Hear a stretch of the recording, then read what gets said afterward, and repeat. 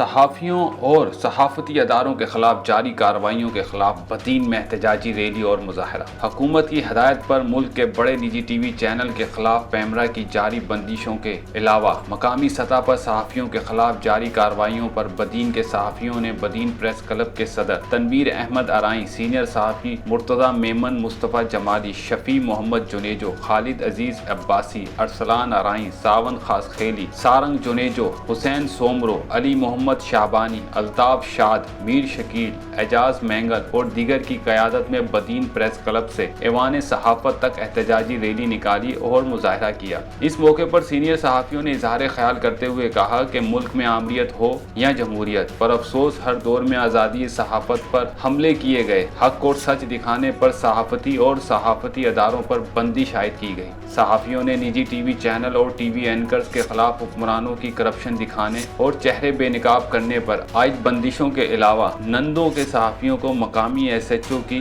جانب سے دی گئی دھمکیوں کی شدید مذمت کرتے ہوئے صحافیوں کو تحفظ دینے کا مطالبہ کیا ہے۔